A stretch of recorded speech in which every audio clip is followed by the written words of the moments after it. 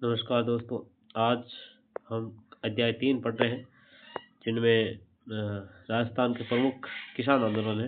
ये कक्षा 9 की जो पुस्तक है, राजस्थान का स्वतंत्रता आंदोलन और शौर्य परंपरा, उनका आज तीसरा चैप्टर लेकर मैं आया हूँ। देखिए, लाइन टू लाइन आपको पढ़ा रहा हूँ। और यह राजस्थान में ब्रिटिश जो राजस्थान में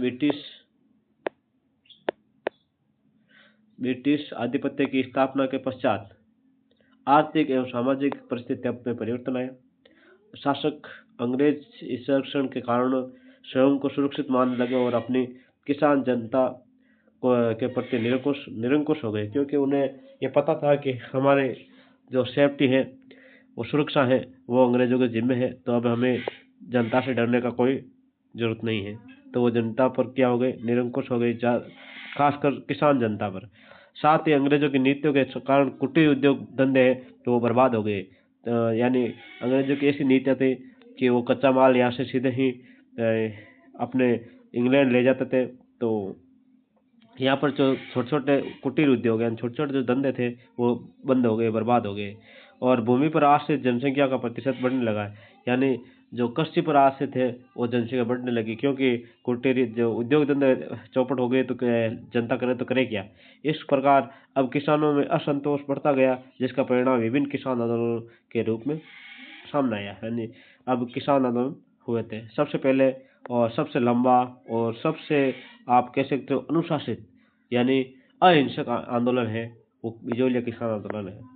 यानी एकमात्र आंदोलन है जो सबसे लंबा चला और सबसे पहले शुरू हुआ, परंतु अहिंसक आंदोलन था। यानी इसमें किसी भी प्रकार की हिंसा नहीं हुई। देखिए, बिजोलिया जो वर्तमान में भीलवाड़ा में स्थित है, मेवाड़ राज्य में प्रथम श्रेणी का ठिकाना था। ये प्रथम श्रेणी का ठिकाना था। ये प्रश्न आ सकते हैं किस श्रेणी का ठिकाना था, तो बस प्रथम श्रेणी का। इस जागीर की भौगोलिक बनावट इस प्रकार थी कि यहाँ के किसान आंदोलन के समय बड़ी सुगमता से पड़ोसी सीमावर्ती राज्यों में पलायन कर सकते थे। यानी इनकी जो भौगोलिक जो बनावट है वो इस प्रकार थी कि यहाँ के जो किसान हैं वो आंदोलन के समय दूर से पड़ोसी जो सीमावर्ती उस समय की रियासतें थी वहाँ पर पलायन कर सकते थे। यहाँ के अधिकांश लोगों का जीवन निर्वाह कृषि पर आधारित था। कृषकों में अधिकांश धाकड़ जाति के लोग रहते थे और वे अपने परिश्रम और दक्षता के लिए प्रसिद्ध थे। जाति के रूप में संगठित थे तथा पंचायत व्यवस्था में उनकी दृढ़ निष्ठा थी। यानी पंचायत व्यवस्था है वो भी काफ़ी सुदृढ़ थी। यानी जो जाट जब नाम आ जाता है तो उनकी पंचायत तो बहुत ही धाकड़ी होती है। और धाकड़ है तो धाकड़ ही है। धाकड़ जाति के जो कृषक है यहाँ पर निवास करते थे। 1894 में ईस्वी में गोविंद दास यानी राव गोविंद दास था, उसकी मृत्यु है 1894 में हो गई थी। और उसके बाद बिजलिया ठिकाने का जागीरदार व किसानों के संबंधों में विभिन्न कारणों से कटुता आई, जिसका परिणाम बिजलिया किसान आंदोलन हुआ था। यानी वहाँ का जो ठाकुर है राव गोविंद दास की मृत्यु हो गई, तो उन 1894 में उसके बाद से बिजलिया आंदोलन है वो शुरू हो गया था। ये बिजलिया क्षेत्र है जो अभी यहाँ तो आपको साफ दिखाई नहीं दे रहा होगा, परंतु किताब में भी ऐसे नक्शा है। परंतु ये बिजलिया आप मैप में या गूगल पर कहीं देख सकते हो। बिजलिया आंदोलन किसान आंदोलन का अध्ययन 3 भागों में किया जा सकता है। यानी 3 चरणों में ये किसान आंदोलन है वो चला था। यानी 3 चरणों में अलग अलग नेतृत्व है। इस आंदोलन का नेतृत्व करता अलग अलग थे। जिसमें प्रथम चरण 1897 से लेकर 1915 तक रहा था। प्रथम चरण ये देखो, ये ऑथेंटिक चीज़ है और ऑथेंटिक बुक है, तो ये आपको याद रखना है। कहीं 15 आता है, कहीं 14 आता है, तो आपको 15 ही याद रखना। 1897 से ये बिजोला आंदोलन शुरू हुआ और 1915 तक ये चला था, पहला चरण। दूसरा चरण इस काल में आंदोलन का नेतृत्व स्थानीय लोगों के द्वारा किया था। यानी साधु सीताराम है, जैसे चौधरी चरण सिंह, चौधरी रामनारायण जैसे ऐसे स्थानीय लोगों ने ही इनका नेतृत्व किया था। आंदोलन आंदोलन का द्वितीय चरण यानी प्रथम चरण में स्थानीय लोगों ने किया था। द्वितीय चरण है वो 1915 में प्रारंभ हुआ और 1923 तक चला। 1915 से 1923 तक। और इसका नेतृत्व है वो हमारे भूप सिंह या विजय सिंह पत्तन ने किया। आंदोलन का यह काल अत्यंत महत्वपूर्ण था, इस काल में आंदोलन का संचालन राष्ट्रीय स्तर के योग्य व अनुभवी व्यक्तियों द्वारा संपन्न हुआ। ये आंदोलन राष्ट्रीय मुख्य धारा से जुड़ गया था। और तीसरा जो चरण है आंदोलन का प्रभाव काल था, जो 1923 से 1941 तक रहा था। 1923 से 1941 तक अंतिम चरण रहा था। 1897 बिजोलिया ठिकाने के हजारों किसान एक मृत्यु भोज के अवसर पर गिरधरपुरा गांव में एकत्रित हुए थे। एक मृत्यु भोज था गिरधरपुरा गांव, वहां पर हजारों किसान है वो एकत्रित हुए और यहाँ ठिकाने के अत्याचार और शोषण से संतप्त किसानों ने एक दूसरे से विचार विमर्श किया और निर्णय लिया कि उनके प्रतिनिधि उदयपुर जाकर महाराणा फतेह सिंह से भेंट कर अन्याय के लिए पुकार करें। तो किंतु इस पुकार का कोई परिणाम नहीं निकला। यानी यहाँ से जो नानजी पटेल और ठाकरे पटेल जैसे ये नहीं हो सकते ना, दो प्रतिनिधि मंडल है, उनको यहाँ से गिरधारीपुरा गांव के किसानों ने प्रतिनिधि मंडल से उदयपुर के महाराणा से फतेह सिंह से भेंट करने के लिए भेजा था कि हमारे ऊपर है वो जागीरदार क्या कर रहे हैं, अत्याचार कर रहे हैं। रियासती सरकार द्वारा अपनाई गई निष्क्रियता उदासीनता से बिजोलिया के शासकों को किसान विरोधी नीति अपनाने के लिए प्रोत्साहन मिला। यानी किसानों को अब क्या हुआ कि जो रियासत की सरकार है वो क्या थी, उदासीन और निष्क्रिय थी। तो इस कारण जो बिजोलिया का शासक था, ठाकुर था, उसे किसानों के विरोध नीति अपनाने में क्या मिली, प्रोत्साहन मिला कि सरकार है वो हमारे लिए कोई एक्शन नहीं ले रही है, राजा हमारे लिए एक्शन नहीं ले रहा, तो हम न्यूट्रल है, फ्री है। बिजोलिया जागीर का किसान आंदोलन पहले से ही विभिन्न प्रकार के लागों के बोझ से दबा हुआ था। लाग बाग, यह मुख्य कारण लाग बाग ही था। अब 1903 ईस्वी में राव कृष्ण सिंह 97 से धीरे धीरे आंदोलन है और रफ्तार पकड़ना शुरू किया और 1903 में नया ठाकुर बन गया था। राव कृष्ण सिंह ने बिजोलिया अंचल में एक नया चौरी कर लगा दिया था। यानी जो जिस भी घर में बेटे का विवाह होगा तो सबसे पहले चौरी कर के रूप में वो ठाकुर को पैसे जमा कराने पड़ेंगे। हर व्यक्ति को अपनी लड़की के विवाह के अवसर पर 13 रुपये यानी साक्ष्य के रूप में 5 रुपये लेना लिखा है। यानी कुछ साक्ष्यों में तो कर 5 रुपये लेना लिखा है और ठिकाने में जमा करवाना पड़ता है। कुछ साक्ष्यों में तो हमें 5 रुपये मिलेंगे, बाकी 13 रुपये चौरी कर था। यानी 13 रुपये का चौरी कर है वो इन्होंने लगा दिया था। तो किसान है वो क्या हो गए, और भी उग्र हो गए और ठिकाने में जमा करवाना पड़ता था। कहीं पर 5 रुपये मिलते हैं और कहीं पर 13 रुपये। तो फिर वर के लिए राव साहब के समक्ष उपस्थित होकर नतमस्तक हो आशीर्वाद प्राप्त करना भी आवश्यक था। और जो वर है, जो रबींद है, उनको भी राजा ठाकुर के सामने जाकर उनसे प्रणाम करना, नतमस्तक होकर आशीर्वाद लेना, इस 5 जनक करके लागू करने पर किसानों में रोष व्याप्त और होना स्वाभाविक था। किसानों ने इसका मुख्य विरोध किया और उन्होंने 2 वर्षों तक अपनी कन्याओं का विवाह ही नहीं किया। यानी 2 साल तक शादियां हैं उनको रोक दिया गया। यानी मुख्य जो विरोध है वो किया।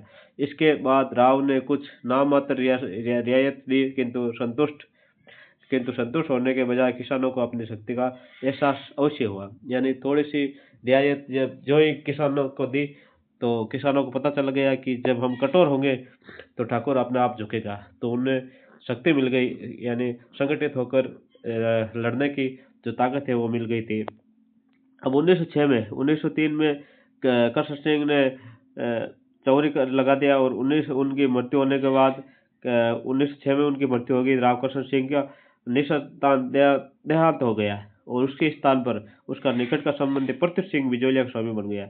यानी पृथ्वी सिंह इस बिजोलिया ठिकाने का है वो जागीरदार बन गया था। उसने मेवाड़ राजे द्वारा नए जागीरदार से तलवार बंदाई के रूप में ली गई रकम का भार जनता पर डाल दिया। अब क्या हुआ, जो नए जागीरदार बनता है तो तलवार बंदाई की जो रस्म होती है, उस रस्म के जो पैसे है वो रियासत में राजा को जमा कराने पड़ते थे।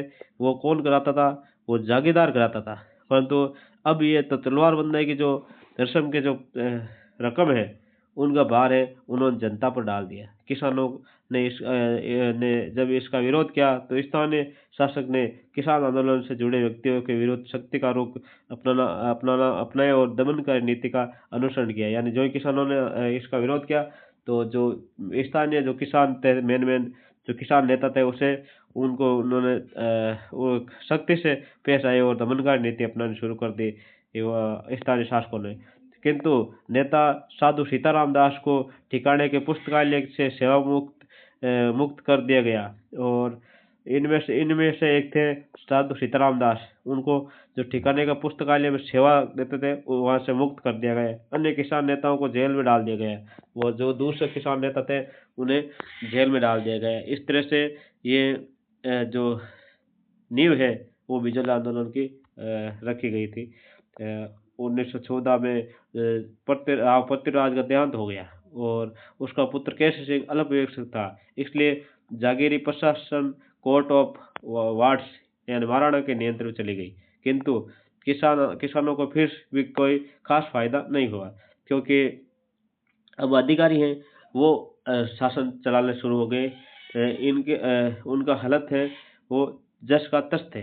इन हालात में इस प्रकार इस आंदोलन का प्रथम चरण है वो पूरा हो गया है। यानी 14 और 15 इस तरह से 14 में केसरी सिंह ठाकुर बने और उसके बाद जागीरदार बने और उसके बाद 15 में ये आंदोलन है वो शिथिल पड़ गया है और इसका जो चरण है पहला है वो पूरा हो गया है। दूसरा चरण है इस किसान आंदोलन का दूसरा चरण प्रारंभ होता है जब 1916 में विजय सिंह पथिक, वास्तविक नाम भूप सिंह था इनका, इस आंदोलन से जुड़ते हैं और विजय सिंह पथिक में कार्य करने की अपूर्व क्षमता थी और सर्वप्रथम उन्होंने किसानों को सुनियोजित रूप से संगठित किया तथा आंदोलन को व्यवस्थित स्वरूप प्रदान किया। यानी इन भूप सिंह के बारे में हमने पिछले अध्याय में पढ़ लिया है। उन्होंने बिजोलिया में विद्या प्रचारिणी सभा का गठन किया। यानी इन्होंने व्यवस्थित रूप से ये आंदोलन है वो चलाने का निर्णय लिया। यानी इन्होंने सबसे पहले विद्या प्रचारिणी सभा है इसका गठन किया। इसके तत्वाधान में एक पुस्तकालय, एक पाठशाला और एक अखाड़ा चालू किया। ये राजनीतिक गतिविधियों के केंद्र बन गए और माणिकलाल वर्मा जो इस समय बिजोली ठिकाने में कर्मचारी के पद पर कार्यरत थे, पथिक के संपर्क में आए और उन्होंने पथिक से प्रभावित होकर ठिकाने की नौकरी से अवकाश ले लिया, यानी इस्तीफा दे दिया और उन्होंने विजय सिंह पथिक से आजीवन देश सेवा करने की दीक्षा ले ली। यानी उन्होंने कहा कि मैं आपके चरणों की सौगंध खाकर के कहता हूँ कि मैं आजीवन देश की सेवा करूंगा। दीक्षा ले ली और पथिक के साथ किसानों को संगठित करने के कार्य में जुट गए। इस कार्य में साधु सीताराम दास का भी पथिक को बड़ा सहयोग रहा और विजय सिंह पथिक उपरमाल क्षेत्र में अत्यधिक लोकप्रिय हो गई। वहाँ के निवासी उन्हें महात्मा जी कहकर वो संबोधित करते थे। उनके आदेशों का पालन करने के लिए वे सदैव तैयार रहते थे। पथिक किसानों की दुर्दशा से परिचित हो चुके थे। इस भयावह स्थिति के निवारण हेतु पथिक ने किसान आंदोलन को सक्रिय बनाने का निर्णय लिया और 1917 ईस्वी में हरियाली अमावस्या के दिन उपरमाल पंच बोर्ड के तत्वाधान में क्रांति का बिगुल बजा दिया। 1917 में यह क्रांति का बिगुल बजाया था। 1917 में हरियाली अमावस्या के दिन उपरमाल पंच बोर्ड के तत्वाधान में। उपरमाल पंच बोर्ड की स्थापना भी भूप सिंह ने की थी पर विजय सिंह पथिक ने किसानों को शुद्ध युद्ध का चंदा नहीं देने के लिए आह्वान किया। यानी जो उस समय युद्ध होते थे उसका चंदा लिया जाता था किसानों से, यानी ये भी एक लागबाग थी। तो उन्होंने कहा कि आपको युद्ध का चंदा नहीं देना है। किसानों ने घोषणा की कि वे बेगार नहीं करेंगे। गोविंद निवास गांव के नारायण जी पटेल ने ठिकाने बेगार करने से इनकार कर दिया। इस पर ठिकाने के कर्मचारियों ने उसे पकड़ लिया और कैद में डाल दिया। इसकी सूचना मिलने के बाद किसान पंचायत के आदेशानुसार किसानों के जत्थे बिजोलिया पहुंचने लगे। ठिकाने के प्रशासक भयभीत हो गए और उन्होंने नारायण जी पटेल को जेल मुक्त कर दिया और किसानों को यह प्रथम विजय प्राप्त हुई। प्रथम विजय नारायण जी पटेल को रिहा कराने से इनको बिजोलिया किसान के नेताओं को प्रथम विजय मिली थी यहाँ से। अब आगे देखिए आगे क्या क्या होता है। ये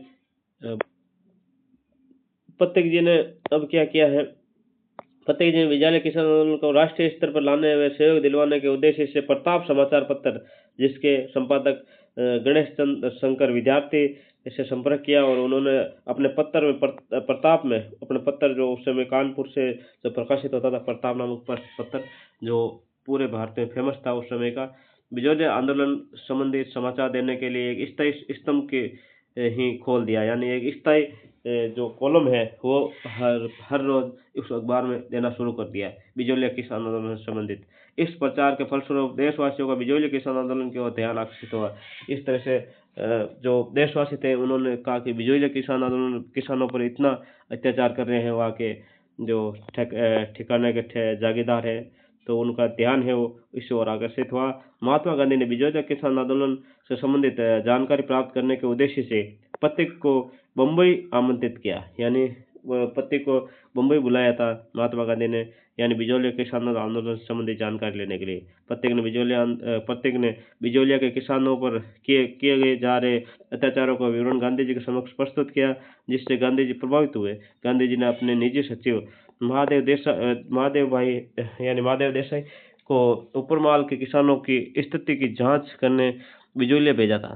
कि गांधी जी ने इस आशय का एक पत्र महाराणा को भी लिखा था। यानी उन्होंने महाराणा को भी पत्र लिखा गांधी जी ने, और कि मेरा जो निजी सचिव है उसने मैं बिजोलिया किसान आंदोलन की जानकारी लेने के लिए भेजा, और मुझे ये सूचना मिली है कि बिजोलिया में किसानों के ऊपर वहाँ के जागीरदार के द्वारा अत्याचार किया जा रहा है, आप ध्यान दें।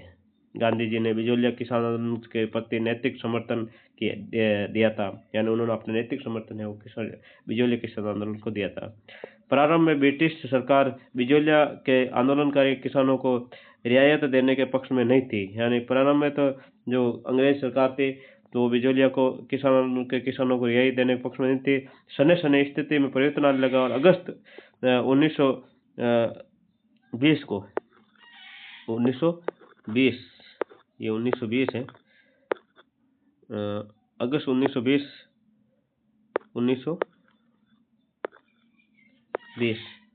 अगस्त 1920 को 20 में भारत में महात्मा गांधी के नेतृत्व में असहयोग आंदोलन प्रारंभ हुआ था।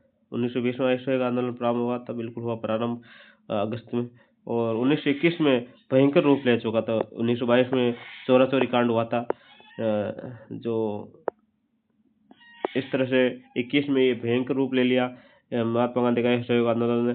ऐसी स्थिति में ब्रिटिश सरकार ने निश्चय किया कि बिजोलिया किसान आंदोलन को तुरंत शांत किया जाए। इस उद्देश्य से ब्रिटिश सरकार ने एक उच्च स्तरीय समिति का गठन किया, जिसमें एजीजी रॉबर्ट हॉलैंड, इसके सचिव आगलवी और मेवाड़ के ब्रिटिश रेजिडेंट विल्किसन, और मेवाड़ राज्य के दीवान सुभाष चंद्र चटर्जी और राज्य के शायर हकीम बिराई लाल को रखा गया। यानी इस समिति के अंदर इन्हीं लोगों को रखा गया।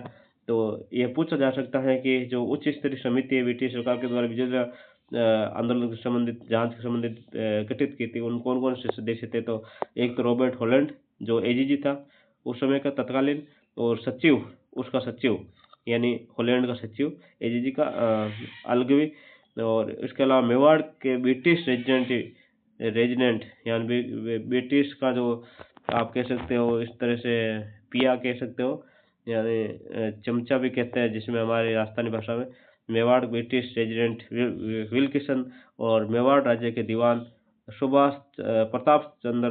प्रभाष चंद्र चटर्जी थे, और राज्य के शायर हाकिम बिहारीलाल भी थे। लंबे विचार विमर्श के पश्चात 11 फरवरी 1922 ईस्वी को ठिकाने और किसान पंचायत के बीच समझौता हुआ था।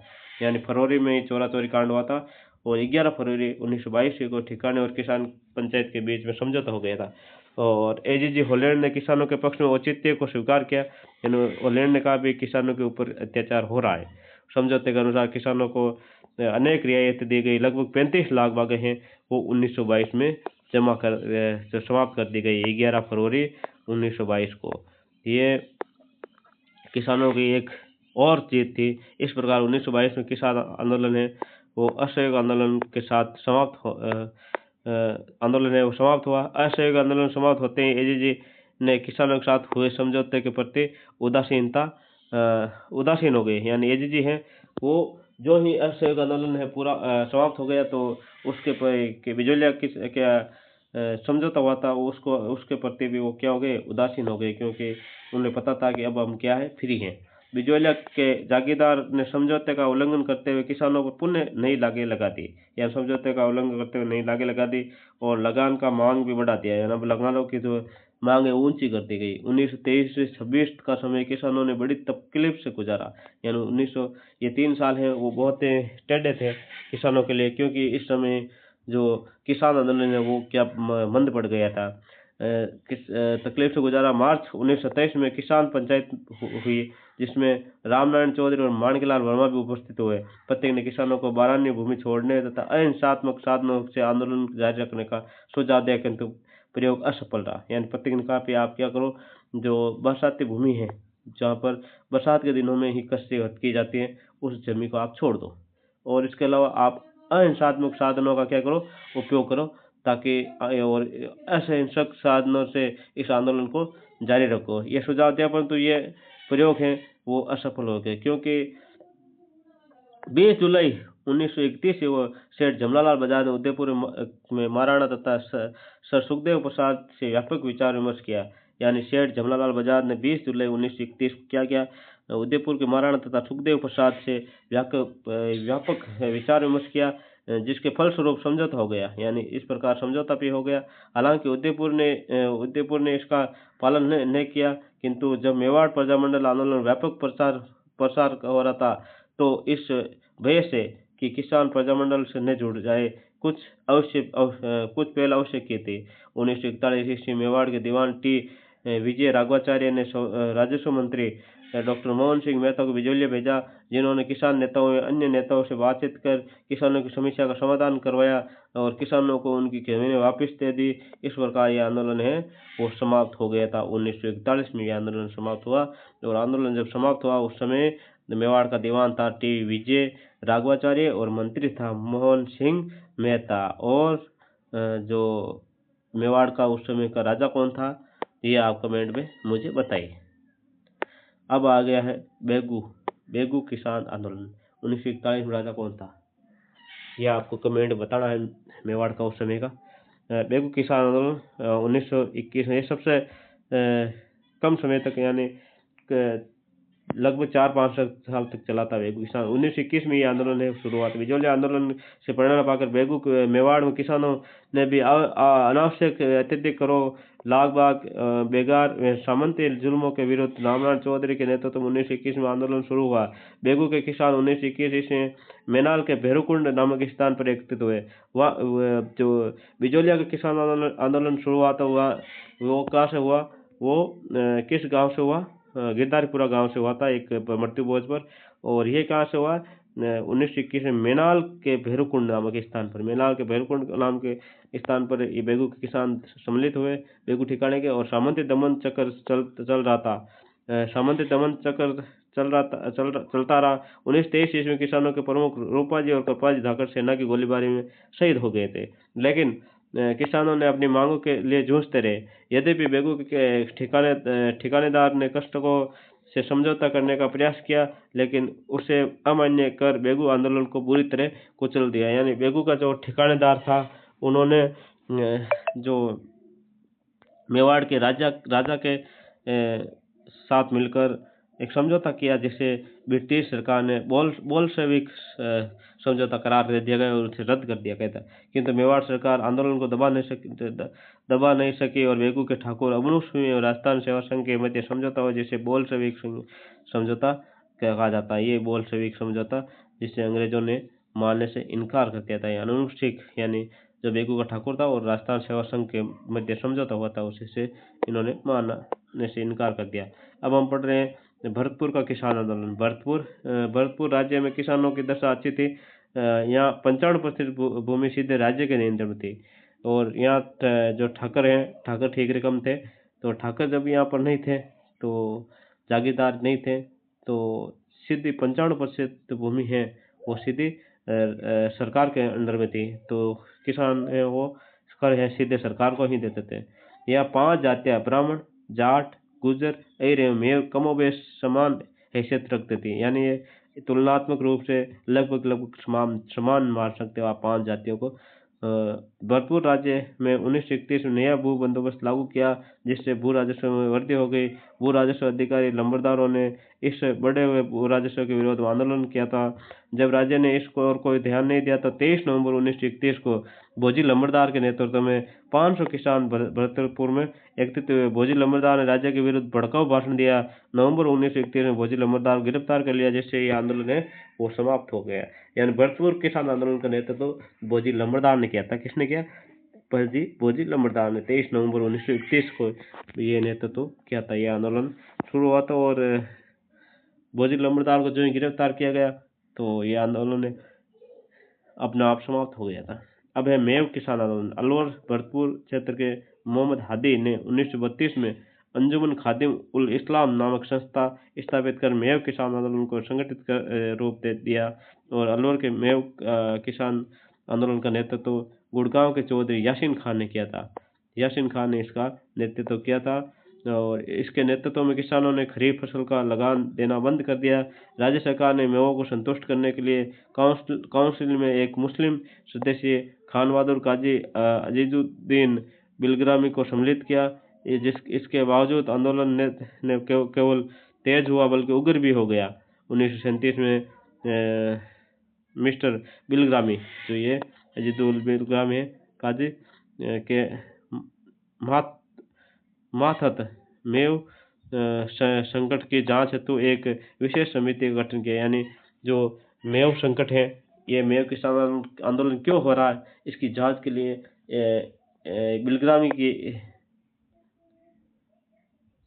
अध्यक्षता में 1937 में कमेटी का गठन किया गया। इस समिति की रिपोर्ट के आधार पर मेव को भू राजस्व तथा अन्य करों में छूट के साथ साथ सामाजिक और धार्मिक समस्या का समाधान भी किया गया। इस तरह से मेव का है वो सामाजिक और धार्मिक समाधान किया गया। इसके बाद अलवर किसान आंदोलन एवं निमुचड़ा हत्याकांड 1921 से 1925 तक अलवर किसान आंदोलन चला।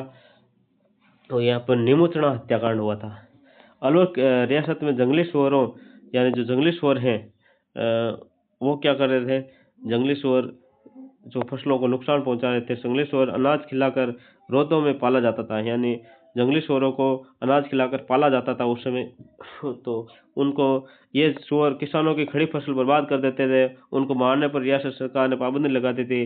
सुअरों की समस्या के निराकरण हेतु तो किसानों ने 1921 में किसान आंदोलन शुरू किया। अंततः सरकार ने समझौता कर किसानों को सुअर मारने की इजाजत दे दी। 1923-24 में अलवर महाराजा जय सिंह ने लगान के दरों को कम बढ़ा दिया। विरोध स्वरूप 14 मई 1925 को 800 किसान अलवर के निमुचड़ा गांव में एकत्रित हुए। सभा पर सैनिकों ने मशीन गनों से अंधाधुंध फायरिंग की, जिससे सैकड़ों लोग मारे गए। महात्मा गांधी ने इस कांड को जलियांवाला बाग हत्याकांड से भी विभत्स बताया, यानी बढ़कर बताया था। जलियांवाला हत्याकांड से भी ये निमुचड़ा हत्याकांड है वो बढ़कर बताया महात्मा गांधी ने बताया, जिससे उसे डायरवाद गहरा एवं व्यापक की संज्ञा की, यानी गहरा डायरवाद डायर और व्यापक की संज्ञा दी गई थी। अंत सरकार को लगान के बारे में किसानों के समक्ष झुकना भी पड़ा और फिर आंदोलन है वो समाप्त हो गया था। यानी यहाँ से आपको यह बताना है कि जो डायरवाद है, ये निमुचड़ा हत्याकांड में ये गोलीबारी है वो किसके नेतृत्व में हुए थे, ये बताना है। ये दुख की बात है कि हमारे उस समय हमारे किसानों को ऊपर अत्याचार करने वाले भी हम ही थे। यानी जो भी जिस प्रकार हम निमुचड़ा हत्याकांड और कोई भी हत्याकांड देखते हैं तो वहाँ पर हत्याकांड में जो जनरल है या जो बंदूक चलाने वाले हैं, ये जो भी सैनिक हैं, उनमें सबसे पहले भारतीयों का नाम भी आता है, चाहे छजूर सिंह हो और इसके अलावा चाहे बेगू किसान आंदोलन में भी जिस प्रकार से किसानों के ऊपर गोलियां चलाई थी वो भी कोई न कोई भारतीय सैनिक ही था। यानी उस समय ब्रिटिश भारत के सैनिकों में से यानी इस भारतीय थे। तो ये दुख की बात है कि हम भारतीय कि उस समय इतने कायर थे कि निहत्थे लोगों पर भी अत्याचार करते थे। तो ये तो हमारी बुद्धि की बात है। अब आ रहे बूंदी राज्य में किसान आंदोलन। बूंदी राज्य में किसान आंदोलन किस प्रकार हुआ? बिजोलिया और बेगू के किसानों के समान बूंदी में राज्य में के किसानों को भी अनेक प्रकार की लागें, यानी लगभग 25 बेगार और ऊंची दरों पर लगान की रकम देनी पड़ती थी। यानी 25 लागें और बेगार ऊंची दरों पर लगान की रकम देनी पड़ रही थी। बिजोलिया और बेगू के किसानों के आंदोलन को आंदोलन से वे अत्यधिक प्रभावित हो और परिणामतः अप्रैल 1922 ईस्वी में बिजोलिया की सीमा से जुड़े बूंदी राज्य के बरड़ क्षेत्र में किसानों ने बूंदी प्रशासन के विरुद्ध आंदोलन आरंभ कर दिया। इस आंदोलन का नेतृत्व राजस्थान सेवा संघ के कर्मठ कार्यकर्ता नैनूराम के हाथों में था। ये आंदोलन नैनूराम के हाथों से चल रहा था। बूंदी राज्य ने इन किसानों पर अत्याचार प्रारंभ किया और राजस्थान सेवा संघ के माध्यम से बूंदी राज्य में चल रहे दमन चक्र की सर्वत्र निंदा की गई। 2 अप्रैल 1923 को डाबी गांव में किसानों की एक सभा हुई और सभा में एकत्रित किसानों की भीड़ व पुलिस ने निष्ठुरता से लाठी प्रहार किया और गोलियां भी चलाई, जिसके परिणाम स्वरूप नानक जी भील और देवलाल गुजर देवा गुजर इस जो आप कह सकते हो डाबी हत्याकांड में 2 अप्रैल 1923 को शहीद हो गए थे। बूंदी राज्य की इस घटना का सर्वत्र निंदा की गई और बूंदी सरकार ने किसानों की कुछ शिकायतों का निवारण किया और लाग बाग और बेगार के में कुछ रियायतें दी। किसान आंदोलनकारी राज्य की ओर से दी गई इस रियासतों से पूर्णतः संतुष्ट नहीं थे। यानी किसान आंदोलन है राज्य की ओर से जो रियायतें दी गई थी उनसे कोई किसी प्रकार संतुष्ट नहीं थे, परंतु वे अपने आंदोलन को आगे चलाने की स्थिति में भी नहीं थे, क्योंकि अब उन्होंने राजस्थान सेवा संघ से मार्गदर्शन मिलना बंद हो गया और 1923 ईस्वी के अंत तक आंदोलन पूर्णतः समाप्त हो गया। 1936 में एक बार फिर बरड़ क्षेत्र में ये आंदोलन एक बार फिर से भड़का था। बरड़ क्षेत्र में 1936 में एक बार फिर चालू हुआ था ये आंदोलन।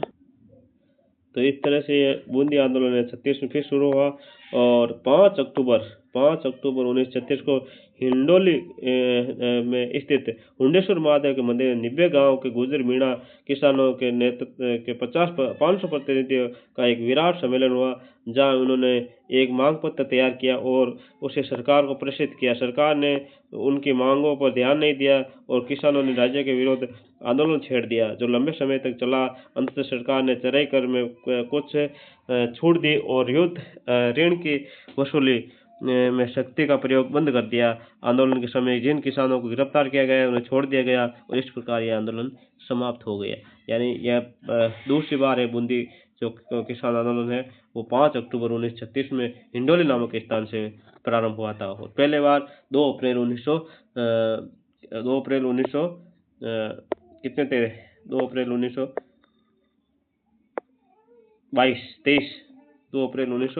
पहले अप्रैल 1922 में शुरू हुआ, पर 2 अप्रैल 1923 में डाबी नामक स्थान पर किसानों का जो आंदोलन शुरू हुआ और उसका वहाँ पर जो हमारे नानक जी भील और इनके साथ देवा राम गुजर भी शहीद हो गए थे। तो ये भी एक दुखद घटनाएं थी और इस प्रकार है ये आंदोलन है वो समाप्त हो गए, क्योंकि कुछ छूट है वो इन्होंने दे दी थी। जयपुर राज्य में किसान आंदोलन, इस प्रकार अब जयपुर में भी किसान आंदोलन है वो हुआ था। उस समय राजस्थान के अन्य राज्यों की तरह राजस्थान के अन्य राज्यों की भांति किसानों की भांति जयपुर राज्य किसानों की स्थिति बड़ी दयनीय थी। वे अपने शासकों के आतंक अत्याचार और शोषण से उत्पीड़ित थे। जयपुर रियासतों में किसान आंदोलन का मूल केंद्र राज्य के पश्चिम भाग में स्थित शेखावटी, तोरावटी, सांबर, सीकर और ठेठे के ठिकाने थे।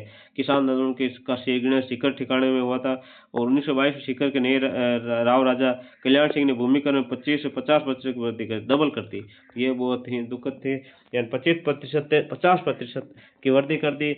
उसने किसानों को आश्वासन दिया कि अगले वर्ष उनसे ली जा रही लागतों में छोड़ दी जाएगी। राव राजा ने अपने वचन का पालन नहीं किया और इससे किसान खिन्न हो गए, वे आंदोलन प्रारंभ किया था। यानी ये भी एक दुख की बात है कि इन्होंने अपने ये ऐसे राजा भी हुए हमारे भारत में जो जिन्होंने वचन के लिए अपने प्राण त्याग दिए, परंतु ऐसे राज्य भी कलयुग में हुए जिन्होंने अपना वचन है वो पालन नहीं किया था। लेकिन राव राजा ने कल्याण सिंह ने भी भूमिकर को लेकर किसानों से जो वचन किया था उसका पालन नहीं किया। उसके बाद रामनारायण चौधरी और हरि ब्रह्मचारी के सीकर आने पर किसान आंदोलन को प्रोत्साहन मिला और सीकर के किसान आंदोलन की गूंज केंद्रीय असेंबली ब्रिटेन के हाउस ऑफ कॉमर्स में उठती थी। यह भी लाइन आती है कि किस किसान आंदोलन राजस्थान के किस किसान आंदोलन की गूंज है वो ब्रिटेन के हाउस ऑफ कॉमर्स में उठी थी।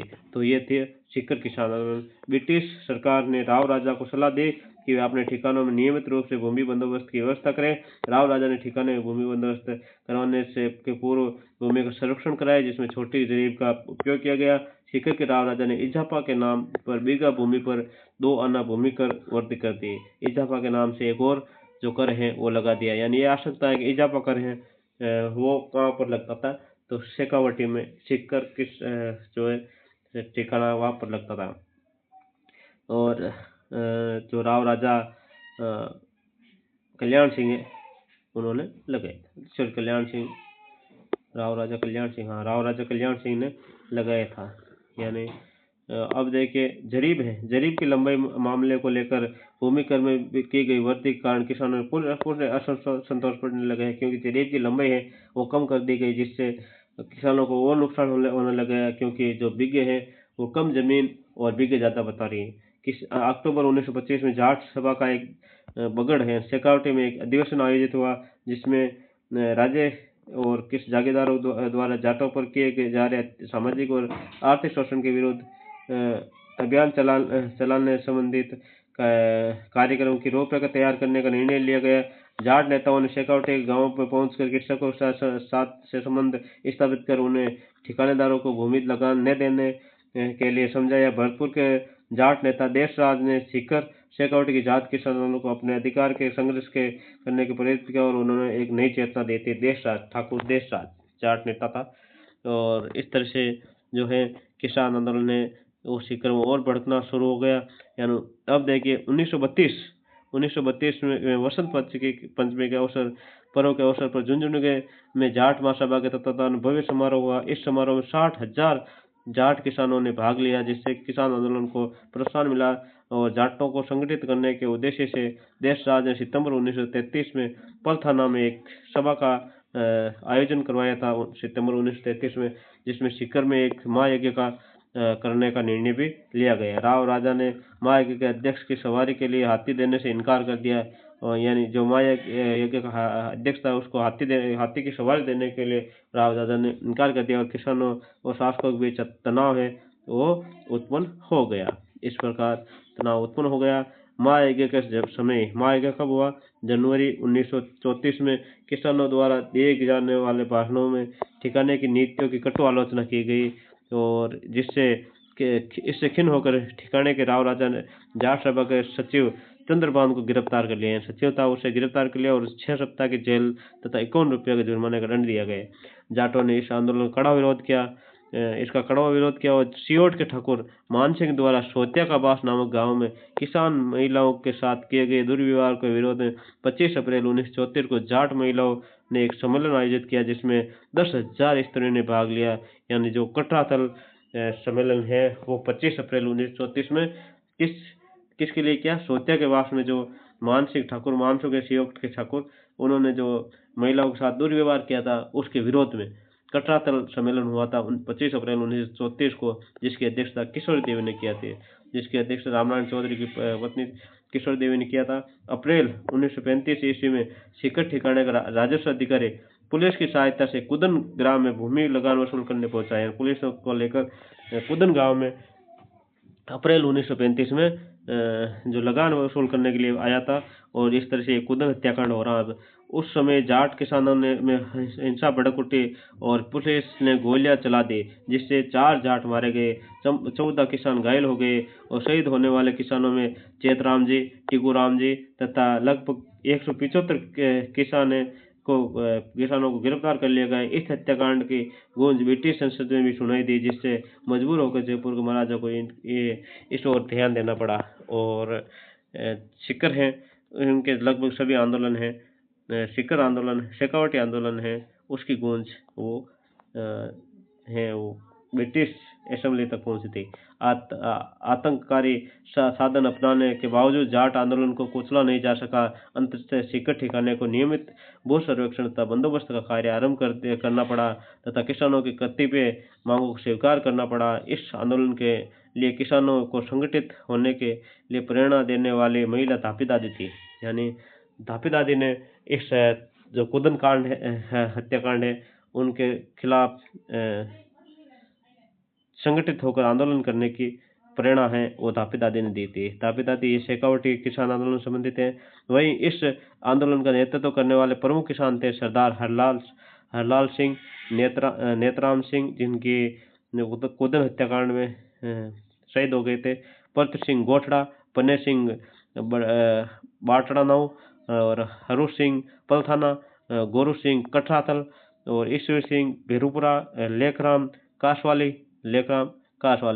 इस तरह से इन्होंने वो इस आंदोलन के ये प्रमुख नेता थे। इस बीच शेखावटी के अन्य ठिकानों में भी जाट आंदोलन फैल गया। मार्च 1933 में खेतड़ी, टूंडलोट, नवलगढ़, मंडवा, बिसऊ, सूरजगढ़, अमीरवास, इस्माइलपुर, जखारा, मलसीसर, अलसीसर, पाटन आदि ठिकानों में भी जाटों ने भूमि कर देने से मना कर दिया। 16 मई 1934 को अमीरवास के ठाकुर कल्याण सिंह के आदमियों ने हनुमानपुरा ग्राम के जाट किसानों के घरों में आग लगा दी। यानी 16 मई 1934 की ये घटना थी, हनुमानपुरा हत्याकांड। 33 घर जलकर राख हो गए। इसी प्रकार ढूंढोड़ के ठाकुर ने जयसिंहपुरा गांव के किसानों को आतंकित किया। और देखिए ये हनुमानपुरा है वो किस में आता है? हमीरवास ठिकाने में हम हनुमानपुरा आता है। और जो ढूंढलोट ठिकाना है इसके अंदर जयसिंहपुरा आता है। जयसिंहपुरा हत्याकांड हुआ था तथा उसके भाई हरनाथ सिंह ने सशस्त्र व्यक्तियों के साथ किसानों पर लाठियां व तलवारों से वार कर जाट किसानों को घायल कर दिया। और जागीरदारों की इस हरकतों से शेखावटी के किसानों ने सशस्त्र संगठित होकर उनका डटकर मुकाबला किया और शेखावटी जाट किसान पंचायत की तरफ से 9 अक्टूबर 1934 को जयपुर महाराजा को मांग पत्र प्रेषित किया और प्रार्थना की गई जागीरदारों के आतंक से उन्हें मुक्त कराएं। शेखावटी के नाजिम ने भी अपनी रिपोर्ट राज्य सरकार को प्रेषित की। नाजिम ने किसानों की शिकायत की पुष्टि की और उसके समाधान के लिए सुझाव दिए। परिणाम थे 1936 में ठिकाने में भू संरक्षण और भूमि बंदोबस्त की प्रक्रिया प्रारंभ हुई, जिससे कि शेखावटी और सीकर क्षेत्र में कुछ शांति हुई थी। इस तरह से शेखावटी किसान आंदोलन है वो धीरे धीरे समाप्ति की ओर चला था। सीकर में शेखावटी के दीर्घकाल किसान संघर्ष का अंत मार्च 1947 में जयपुर के हिरलाल शास्त्री के नेतृत्व में लोकप्रिय सरकार गठन के साथ ही समाप्त हो गया। राजस्व मंत्री टीकाराम पालीवाल ने खेर खालसा भूमि बंदोबस्त करवाने की व्यवस्था कर दी थी। इस तरह से किसान आंदोलन है वो समाप्त हो गया था। अब हम पढ़ रहे हैं मारवाड़ किसान आंदोलन।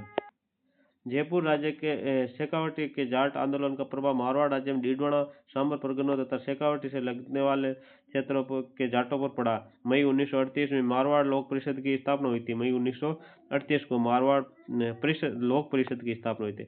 मारवाड़ प्रजामंडल की स्थापना 1934 में हुई थी, परंतु मई 1938 में मारवाड़ लोक परिषद की स्थापना हुई। मारवाड़ लोक परिषद ने किसानों की मांगों का जोरदार समर्थन किया तथा सरकार की कटु आलोचना की। जागीरदारों ने किसान आंदोलन के लिए लोक परिषद के नेताओं को उत्तरदायी ठहराया और इसलिए उन्होंने परिषद के कार्यकर्ताओं के प्रति कड़े में पार्श्विक दृष्टिकोण अपनाया था। यानी जागीरदारों को ये पता चल गया कि किसान आंदोलन है वो उग्र होने के पीछे लोक परिषद के नेता उत्तरदायी हैं। 28 मई 1942 को लोक परिषद के कार्यकर्ताओं ने चंडावल गांव, यानी ये चंडावल है जो पाली जिले में, उत्तरदायी शासन दिवस मनाने का निर्णय लिया गया। और चंडावल के ठाकुर ने मारवाड़ के लोक परिषद कार्यकर्ताओं को ऐसा करने के लिए रोकने तो अपने आदमी भेजे, जिन्होंने परिषद के कार्यकर्ताओं को लाठी में तेज धार वाले हथियारों से प्रहार किया, जिससे 25 व्यक्तियों की गहरी चोट आई और सोजत के मिठालाल, विजय शंकर, कंटालिया के मार्कंडेश्वर और हरिराम, चंडावल के रामसुख और चांदमल भयंकर रूप से घायल हो गए थे। सोजत के मिठालाल घायल हो गए, मिठालाल और विजय शंकर सोजत के, कंटालिया के मार्कंडेश्वर और हरिराम, चंडावल के रामसुख और चांदमल भयंकर रूप से घायल हो गए इस चंडावल कांड में, जो 28 मार्च 1942 को चंडावल ग्राम में हुआ था। यहाँ के ठाकुर ने अपना आदमी भेजकर इस जो चंडावल में जो वहाँ के नेता थे मारवाड़ लोक परिषद के, वो उत्तरदायी शासन दिवस मनाने के लिए निर्णय लिया था, तो उन्होंने ये उत्तरदायी शासन मनाने नहीं दिया।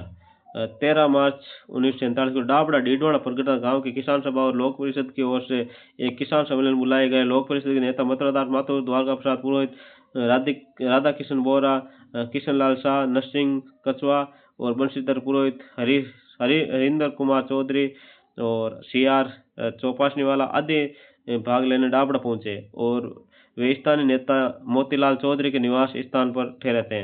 ये मोतीलाल चौधरी जो स्थानीय नेता था। जागीरदारों ने पहले से ही किसान सम्मेलन को न होने देने के लिए तैयारी कर ली थी। जैसे ही लोक परिषद कार्यकर्ता व नेता वहां पहुंचे, उन्होंने मोतीलाल के घर पर लाठियां व तेज धार वाले हथियार से धावा बोल दिया। नेताओं की नृशंसता पूर्ण पिटाई की गई। मोतीलाल की माता के पैर काट दिए गए और उनके पिता और भाई को मार दिया गया और उनकी पत्नी के मुख को विरूप कर दिया, यानी कुरूप कर दिया गया। गांव के चारों तरफ आतंक का वातावरण फैल गया और डाबड़ा कांड की सर्वत्र क्या गए निंदा की गई थी। देखो, ये भारत लगभग आज़ादी के पास आ गया था। मार्च यानी 3 जून को तो ये घोषणा ही कर दी गई थी, परंतु मार्च में ये कांड हुआ था, डाबड़ा कांड। ये डाबड़ा कांड भी बहुत ही दुखद घटना थी, डीडवाड़ा परगने में हुई थी, डाबड़ा नामक स्थान पर, और जहाँ पर मोतीलाल चौधरी की माता के पैर काट दिए गए और उनके भाई और पिता को मार दिया गया और उनकी पत्नी को कुरूप कर दिया गया, यानी विरूप कर दिया गया। ये भी एक मुख है उनका, विरूप कर दिया। बहुत ही दुखद घटनाएं हैं और जब हम किसान आंदोलन पढ़ते हैं तो आंखों में आंसू आ जाते हैं। ये इतने शोषण है किसानों को इन जागीरदारों और राजाओं ने मिलकर किया था। बीकानेर किसान आंदोलन। बीकानेर राज्य में कुल 2917 गांव थे, जिनमें से 1393 गांव जागीरदार क्षेत्र में स्थित हैं, यानी 2900 में से 1313 लगभग 40% गांव है, 40-45% गांव है वो जागीरदारों के हाथ में थे। 2917 गांव है बीकानेर राज्य में थे। तो ये बाकी राज्यों में तो हमें इस किताब में नहीं दी गई है, परंतु बीकानेर के राज्य के गांव की संख्या दी गई है। 2917 गांव है बीकानेर के राज्य में थे, जिनमें से 1393 गांव है वो जागीरदारों के पास थे। सीमा से जुड़े सिक्किम क्षेत्र के और शेखावटी के जाट आंदोलनों का बीकानेर राज्य के जाट किसानों पर व्यापक रूप से प्रभाव पड़ा। बीकानेर के अनेक जाट प्रतिनिधियों ने झुंझुनू में आयोजित अखिल भारतीय जाट महासभा के अधिवेशन में भाग लिया और 20 से 29 जनवरी 1934 को विशाल जाट प्रजापति महायज्ञ में सक्रिय रूप से भाग लिया था। जो 20 जनवरी से 29 जनवरी 1934 को विशाल जाट प्रजापति महायज्ञ हुआ था सीकर में। इन घटनाओं का फलस्वरूप बीकानेर राज्य के जाटों में भी जागीरदारों के विरुद्ध आवाज उठाने का साहस उत्पन्न हुआ तथा उन्होंने राजनीतिक चेतना आई। उस समय बीकानेर राज्य के जागीरदार क्षेत्र में 37 प्रकार की लागें थे, यानी यहाँ पर 37 प्रकार की लागें हैं वो लगाई हुई थी बीकानेर रियासत में। किसान और बूंदी रियासत में शायद 25 प्रकार की लागें थी। किसानों से जागीरदार बेगार लेता था और 1937 ईस्वी में उदरासर के किसानों ने लाग बाग के विरुद्ध आवाज उठाई 1937 में, और उनके नेता जीवन चौधरी के आग्रह पर बीकानेर प्रजामंडल ने किसानों की शिकायत राज्य सरकार के समक्ष रखी, किंतु इसका कोई परिणाम नहीं निकला। बीकानेर राज्य में किसान आंदोलन की श्रृंखला में दूधवा खरा या चूरू जिले के पास दूधवा खरा है एक विशिष्ट स्थान है। पुलिस ने यहाँ खुलकर अत्याचार किया और किसान नेता हनुमान सिंह ठाकुर द्वारा किए जा रहे अत्याचार के विरुद्ध आवाज उठाई और वे पहले भादरा में महाराजा शार्दुल सिंह से मिला और बाद में अनेक साथियों के साथ महाराजा से मिले। माउंट आबू पहुंचा। महाराजा ने कोई संतोषजनक उत्तर नहीं दिया। जब वे आबू से लौट रहा था तब रतनगढ़ में उसे पुलिस ने गिरफ्तार कर लिया।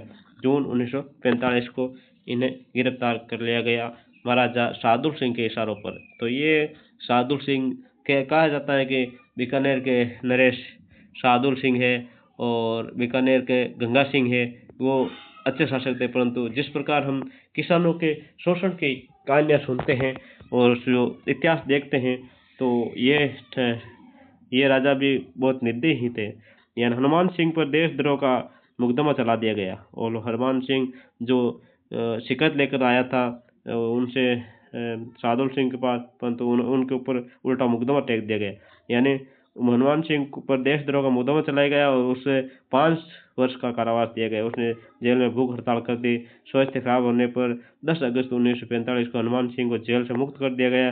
महाराजा ने उसे शांत करने के लिए 100 मुरबा जमीन गंगानगर क्षेत्र में देने का प्रलोभन दिया, किंतु परंतु उसने इसे स्वीकार नहीं किया। यानी ये एक प्रकार की आप रिश्वत कह सकते हो कि उसका मुंह बंद करने के लिए, हनुमान सिंह का मुंह बंद करने के 100 मुरबा जमीन है वो गंगानगर क्षेत्र में देने का प्रलोभन महाराजा ने दे दिया है। ये ऐसा था शार्दुल सिंह।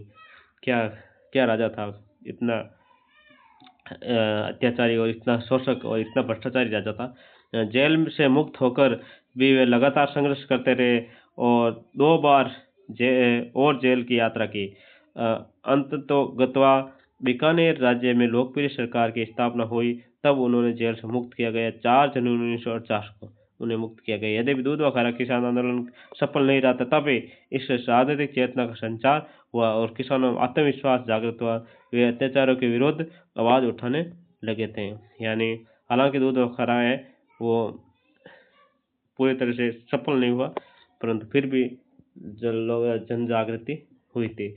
30 जून से 1 जुलाई 1946 को प्रजा परिषद ने राय सिंह नगर में एक राजनीतिक सभा का आयोजन किया था। प्रजा परिषद ने क्या किया, ये राय सिंह नगर में एक राजनीतिक सभा का आयोजन किया था 30 जून से 1 जुलाई के मध्य 1946 में। उस सभा पर पुलिसों ने लाठियां से आक्रमण कर दिया गया राय सिंह में, जिससे अनेक कार्यकर्ता घायल हो गए। उग्र भीड़ ने राजकीय विश्रामगृह को घेर लिया और भीड़ को हटाने के लिए पुलिस ने गोलियां चलाई, जिसके परिणामस्वरूप बीरबल सिंह मारा गया। यानी बीरबल सिंह उस समय शहीद हो गया था। और अखिल भारतीय देशी रियासत परिषद की ओर से हीरालाल शास्त्री, गोकुल भाई भट्ट और बीकानेर के रघुदर दयाल गोयल ने राय सिंह हत्याकांड की समीक्षा की और हनुमानगढ़ में नियुक्त मुंसिफ मजिस्ट्रेट हरदत्त सिंह चौधरी ने राष्ट्रीय चेतना से प्रेरित होकर सरकारी नौकरी से क्या दे दिया, त्याग पत्र दे दिया गया था। हनुमानगढ़ में जो मुंसिफ था मजिस्ट्रेट हरदत्त सिंह, जो इस घटना से इतने दुखी हुए कि उन्होंने अपनी सरकारी नौकरी से भी इस्तीफा दे दिए थे। उसने प्रजा परिषद की सदस्य स्वीकार कर ली और 3 सितंबर 1946 के गोगामेड़ी गांव में एक विशाल किसान आंदोलन का आयोजन किया गया, जहां जागीरदार प्रथा के उन्मूलन के लिए नारा बुलंद किया गया। यानी 3 सितंबर 1946 को गोगामेड़ी गांव में भी एक सम्मेलन हुआ था। अक्टूबर 1946 में अकाल और सूखे के समय में भी कांगड़ के किसान के जागीरदार ने किसानों पर पूरा लगान वसूल करना चाहा, जिसका दर्शकों ने विरोध किया और कुछ किसान महाराजा से शिकायत करने के लिए बीकानेर पहुंचे, जिससे जागीरदार आग बबूला हो गया। किसानों पर अमानवीय अत्याचार किए गए और कांगड़ा कांड की सर्वत्र निंदा की गई। अंततः हुए ये संघर्ष 1950 में बीकानेर राज्य में लोकप्रिय मंत्रिमंडल गठन होने के बाद ही समाप्त हुआ और बीकानेर के किसान आंदोलन के प्रमुख हस्ताक्षरों में एक थे कुमाराम आर्य, जिनके नाम पर कुमाराम आर्य लिफ्टनेर भी हैं गंगनेर में, जिन्होंने परंपरागत लाग बाग बेगार को न देने का बिगुल बजाया और वे बीकानेर प्रजा परिषद से जुड़े रहे। उन्होंने किसान यूनियन क्यों पुस्तक लिखी थी, तो ये जो कुमाराम आर्य की पुस्तक है किसान यूनियन क्यों, सामंती व्यवस्था के विरोध और किसानों के हित में उनका संघर्ष स्वतंत्रता उपरांत भी जारी रहा। यह था इस तरह से इन प्रकार से ये किसान आंदोलन हुए थे और 37 प्रकार की लाग बागें हैं वो बीकानेर रियासत में उस समय थी। इस तरह से हमने आपको राजस्थान के किसान आंदोलन है वो पढ़ाए हैं लाइन टू लाइन। आपको कैसा लगा कमेंट जरूर करें, लाइक जरूर करें, शेयर करें, सब्सक्राइब करें। थैंक यू दोस्तों।